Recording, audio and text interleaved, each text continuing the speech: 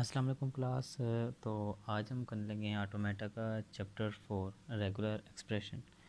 तो इसकी एक्सरसाइज देखते हैं कि इसका सबसे पहला जो क्वेश्चन है वो देखते हैं कि कहता है कि लेट R1 R2 R3 कोई बिकम थ्री रेगुलर एक्सप्रेशन। इसको सिंपली ऐसे डिफाइन करता हूँ कि वो कहता है कि R1 R2 R3 कोई भी तीन रेगुलर लैंग्वेजेस हैं और उनसे एसोसिएटेड हमारे पास कोई भी लैंग्वेजेस हैं, ठीक है, L1 L2 L3। अब वो कहता है कि जब हम R1 plus R2 into R3 करें तो वो सेम आना चाहिए R1 R3 R2 R3 के, ठीक है। और वैसे ही अगर हम R1 इंटू R2 R3 करें तो वो सेम आना चाहिए R1 R2 R1 R3 के। तो इसको देखते हैं। सबसे पहले हमारे पास आता है क्वेश्चन नंबर 1। इसके अंदर क्या कहता है कि हमारे पास सबसे पहले कोई भी तीन रेगुलर एक्सप्रेशन जिन्हें हम R1 R2 R3 कह लेते हैं, ठीक है। अब R1 R2 R3 के साथ कहता है कोई भी लैंग्वेज एसोसिएटेड है L1 L2 एंड L3।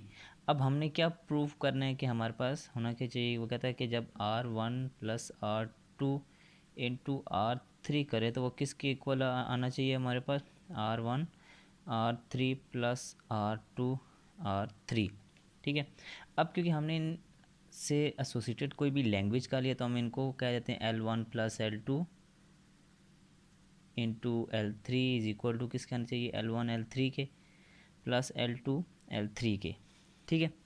अब ये हमें पता है हमारे पास और ऑपरेटर होता है। और ऑपरेटर का मतलब क्या है कि या हम L1 ले सकते हैं या L2 ले सकते हैं। तो हम यहाँ से ले लेते हैं L1 और L3 तो मस्ट है, तो L3 आ गया। यहाँ से हम प्लस ऑपरेटर है मतलब कोई भी ले सकते हैं, तो हम यहाँ से L1 L3 ले लेते हैं। अब हमें पता चलेगा कि हमारे पास L1 L3 इक्वल टू आ गया L1 L3 के मतलब लेफ्ट हैंड साइड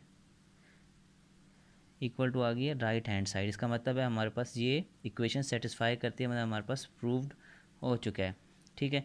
अगर हम ऐसे ही लें L1 यहाँ से L2 L3 ले लेते हैं, यहाँ से L2 L3 ले लेते हैं, तब ही हमारे पास ये इक्वेशन सेटिस्फाई करती है, ठीक है। अब इसका सेकंड क्वेश्चन देखते हैं। सेकंड क्वेश्चन में पहले इसकी प्रॉपर्टी देख लेते हैं। कहता है क्वेश्चन नंबर 2 से क्वेश्चन नंबर जो 11 तक सिग्मा है जो हमारे पास इनपुट है वो क्या है, ए बी। मतलब हमने ए बी को यूज़ करते हुए जितने भी रेगुलर एक्सप्रेशन बनाने हैं वो हमने ए बी को यूज़ करते हुए मतलब ए बी के कॉम्बिनेशन से यूज़ करने हैं। ये इसका मतलब है कि हम सिंपल ए नहीं ले सकते या सिंपल बी नहीं ले सकते, हमने इन दोनों का ऑलवेज कॉम्बिनेशन यूज़ करना है या सिंपल ए बी भी यूज़ कर सकते हैं, ठीक है। अब इसका क्वेश्चन नंबर 2 देखते हैं। कहता है कि all words in which A appear triple if at all, के कहता है कि सारे वर्ड्स आएँ लेकिन जो नंबर ऑफ़ एज हैं वो हमेशा ट्रिपल होनी चाहिए। ट्रिपल कैसे, मतलब 3 6 9 12 अप टू सो ऑन। तो हम इसका रेगुलर एक्सप्रेशन लिखते हैं। अब हम कहते हैं कि हमारे पास सिग्मा के पास सिग्मा है, वो सिग्मा हमारे पास क्या है, ए कोमा बी, ठीक है। अब इसका सोल्यूशन हम कैसे बना सकते हैं। मीन ए ट्रिपल होने का क्या मतलब है कि हमारे पास नंबर ऑफ ए हमेशा ट्रिपल होने चाहिए। इसका हम प्लस ले सकते हैं, ठीक है। अब यहाँ पे हम बी स्टेरिक ले सकते हैं या से हम सिंपल बी भी ले सकते हैं, ठीक है।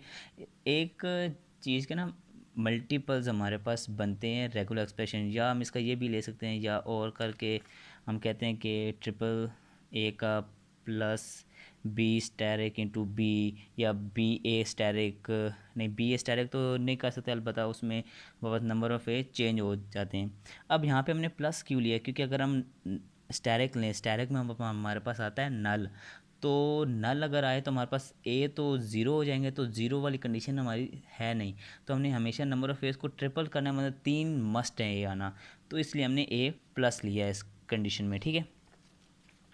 अब इसका करते हैं क्वेश्चन नंबर 3। क्वेश्चन नंबर 3 में क्या कहता है, all words that contain at least one of the string S1 S2 S3 S4। कहता है कि हमारे पास एक ऐसा रेगुलर एक्सप्रेशन लिखो जिसमें एटलीस्ट इनमें से कोई भी एक स्ट्रिंग आता हो, ठीक है। अब हमें ये नहीं पता कि S1 क्या है, S2 क्या है, S3 क्या है, S4 क्या है। हम लेट कर लेते हैं कि S1 हमारे पास A है, S2 हमारे पास A B है, ये हमारे पास B A है, ये हमारे पास डबल A B है। ख़ुद से लेट कर लिए, ठीक है। अब हम कह सकते हैं अगर A प्लस B का होल स्टेरिक लिखें, होल स्टेरिक करें तो इसके अंदर एटलीस्ट हमारे पास एक ना एक स्ट्रिंग आ रही होगी, या ए आ रहा होगा या ए बी या बी ए या डबल ए बी।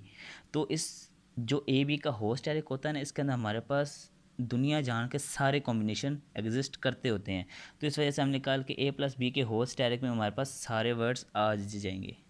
तो अब अपना क्वेश्चन नंबर 4 देखते हैं। कहता है कि all word that contain exactly 2 बीज और एग्जैक्टली 3 बीज नॉट मोर। अब क्वेश्चन की स्टेटमेंट को समझना एक बात होती है कि कहता है कि नंबर ऑफ़ बीज जो आ रहे हैं वो या 2 होने चाहिए या सिर्फ 3 होने चाहिए, इससे ज़्यादा नहीं होना चाहिए। ठीक है, क्वेश्चन नंबर 4। अब इसमें हम क्या बात करता है, अब देखें हमारे पास और की कंडीशन है ना, एग्जैक्टली 2 बीज और एग्जैक्टली 3 बीज। एग्जैक्टली 2 बीज और का मतलब हो गया हमारे पास प्लस ऑपरेटर बीच में आ रहा है, तो हम कह सकते हैं ना double B plus triple B. ठीक है, अब यहाँ पे हमारे पास प्लस का क्या मतलब है, या ये आएगा या ये आएगा, तो बाहर हम ए स्टैरिक ले लेते हैं क्योंकि हमारे पास सिग्मा ए बी है, मतलब हमें दोनों को हर सूरत में यूज़ करना है। इस वजह से हमने बाहर ए स्टैरिक का लिया। आप सिंपल ए भी लिख सकते हैं, ए प्लस भी कर सकते हैं, इसके स्टार्ट में भी ए डाल सकते हैं, वो आपकी अपनी मर्ज़ी है जिसके जितनी कॉम्बिनेशन बनाना चाहें। अच्छा, अब क्वेश्चन नंबर 5 का पार्ट 1 देखते हैं। क्वेश्चन नंबर 5 का पार्ट 1 क्या कहता है कि all string that end in double letter. कहता है कि सारे स्ट्रिंग लेकिन जो एंड हो रहा है वो हमेशा डबल लेटर पे एंड होना चाहिए। डबल लेटर पे एंड होने का क्या मतलब है, या आखिर में डबल ए आना चाहिए या डबल बी आना चाहिए। हम कहते हैं हम इससे पहले ए प्लस बी का होस्ट डायरेक्ट कर लेते हैं। ए प्लस बी के होस्ट डायरेक्ट में हमारे पास डबल लेटर आ जाते हैं, लेकिन अगर जो यूज़र है वो कहता है मैं यहाँ से ए बी लेता हूँ, लेकिन ए और बी तो मस्ट है ना, आखिर में या ए आएगा या बी आएगा, तो हमारे पास एटलीस्ट डबल लेटर हमेशा आ जाएगा। अगर यहाँ से नल भी लेता है तब भी हमारे पास at the end double letter आ रहा होगा। तो क्वेश्चन की स्टेटमेंट्स को समझ के आपने क्वेश्चन करना है हर क्वेश्चन। ठीक है, अब इसका पार्ट 2 करते हैं। All string that do not end in a double letter. कहता है कि सारी स्ट्रिंग आए लेकिन उसके आखिर में डबल लेटर ना आए, तो हम इसी को भी चेंज कर सकते हैं। हम कहते हैं कि ए प्लस बी का whole direct into A B plus B A. अब इसमें अगर हमारे पास कहीं डबल लेटर इसमें आ भी जाता है, फॉर एग्जांपल यूज़र कहता है मैं यहाँ से बी ले लेता हूँ ना इस स्ट्रिंग में से, लेकिन आखिर में या उसको ए बी या बी ए तो मस्ट लगाना ही है ना, तो हमारे पास वो स्टेटमेंट को सेटिस्फाई कर देगा कि do not ending with double letter वाली। अच्छा, क्वेश्चन नंबर 6 देखते हैं। कहता है कि are string that have one double letter in them. कहता है कि ऐसी स्ट्रिंग बनाओ जिसके बीच में ना कोई एक डबल लेटर हमारे पास आता हो। तो हम कहते हैं कि ए इंटू ए प्लस बी का डायरेक्ट नहीं कर सकते, लेकिन हम बी का लेते हैं यहाँ पे। अब देखें यह स्टार्ट में ए मस्ट है, एंड में बी मस्ट है, लेकिन इसके बीच में हमारे पास कम से कम एक डबल लेटर आ रहा होगा। अगर यूज़र लेता है ना स्टार्ट में ए मस्ट है, बीच में वो कहता है मैं ए ले लेता हूँ, आखिर में बी लेता है, तो इन बिटवीन हमारे पास डबल लेटर एग्जिस्ट कर रहा है। अगर शुरू में ए लेता है फिर बी फिर बी लेता है, लेकिन फिर भी देखो हमारे पास बीच में डबल लेटर एग्जिस्ट करता होता है। ठीक है, कर रहा है। अच्छा, क्वेश्चन नंबर 7 देखते हैं क्या कहता है कि अच्छा, इसमें ये कहता है कि are string in which the letter B is never triple, this mean the no word contain substring triple B. कहता है कि ऐसी एक रेगुलर एक्सप्रेशन लिखो जिसके अंदर जो बी है वो कभी भी ट्रिपल ना हो रहा, मतलब ट्रिपल बी सब स्ट्रिंग कहीं भी एग्जिस्ट ना कर रही हो। तो हम इसका बना सकते हैं कि हम कहते हैं कि ए स्टैरिक शुरू में आए और यहाँ पे एक बी प्लस बी, क्योंकि हमने ए बी दोनों को यूज़ करना है, तो हम कहते हैं कि ए स्टैरिक कोई भी ले सकता है, या एक बी आएगा या एग्जैक्टली 2 बीज आएंगे, तो हमारी कंडीशन इसमें सेटिस्फाई हो रही है। तो क्वेश्चन नंबर 8 में कहता है कि all words in which A is triple और B is triple but not both. कहता है कि या ए ट्रिपल हो रहा हो या बी ट्रिपल हो रहा हो, लेकिन दोनों at the same time triple ना हो रहे हो। तो हम इसका बना सकते हैं कि ए प्लस बी बी।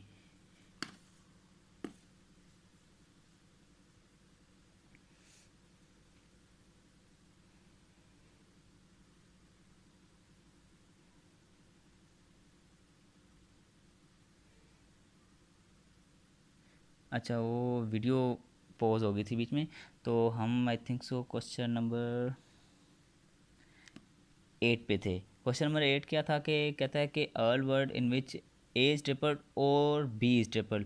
कहता है या ए ट्रिपल हो या बी ट्रिपल हो, तो हम ए प्लस ट्रिपल बी करके इंटू ए प्लस बी कर सकते हैं, या इसमें ट्रिपल ए होगा या ट्रिपल बी, या यहाँ से ए बी कोई भी ले सकता है। ठीक है, अब क्वेश्चन नंबर 9 के पार्ट 1 में वो कहता है all word that do not have the substring A B. कहता है कि ऐसा वर्ड ऐसी स्ट्रिंग लिखें जिसके अंदर ए बी एग्जिस्ट ना करता हो, तो हमने डायरेक्टली कहा था कि हमारे पास एक सिग्मा है, ठीक है। उस सिग्मा को हमने क्या कह दिया कि हमारे पास फाइनाइट नंबर ऑफ वर्ड्स हैं, ठीक है। अब इस फाइनाइट नंबर ऑफ वर्ड्स में हमारे पास ए बी एग्जिस्ट नहीं करता। अब इसकी दूसरी क्या थी, कहता है all word that do not have the both substring B B A and A B B, कहता है कि ऐसी स्ट्रिंग लिखो जिसके अंदर ए बी बी ए और ए बी बी एग्जिस्ट ना करता। तो हमने डायरेक्टली क्या है, हमने ए स्टैरिक प्लस बी स्टैरिक कर दें। अब ए स्टैरिक बी स्टैरिक में क्या है, या ए के सारे कॉम्बिनेशन लेगा या बी के सारे कॉम्बिनेशन लेगा, तो इसमें हमारे पास दोनों में से कोई भी वर्ड एग्जिस्ट नहीं कर रहा होगा। अब इसका क्वेश्चन नंबर 10 देखते हैं, ठीक है। कहता है कि a string in which the total number of a's is divisible by 3, कहता है कि ऐसी स्ट्रिंग लिखें जिसके अंदर जो नंबर ऑफ एज हैं वो हमेशा डिविजिबल बाय 3 हो रहे हों, ठीक है। अब इसके अंदर हमारे पास मल्टीपल आंसर बनते होते हैं ना, मीन हर क्वेश्चन के एक से ज़्यादा सोल्यूशन बन रहे होते हैं। हम इसमें कहते हैं कि हमारे पास ए का प्लस ले लें और यहाँ पे बी का स्टेरिक कर लें। अब यहाँ पे जो नंबर ऑफ़ एज आएंगे या 3 दफ़ा आएंगे या 6 दफ़ा आएंगे या 9 या 12, मतलब अप टू सोन, और बी का कोई भी कॉम्बिनेशन आ सकता है, मीन 1 2 3 अप टू इन्फिनिटी। जो हमारा बी है ना वो 1 टू इन्फिनिटी जा सकता है, लेकिन नंबर ऑफ़ एज हमेशा डिविजिबल बाय 3 ही होंगे हमारे पास। तो जो नेक्स्ट क्वेश्चन है फिर वो मैं नेक्स्ट वीडियो में आपको समझाता हूँ।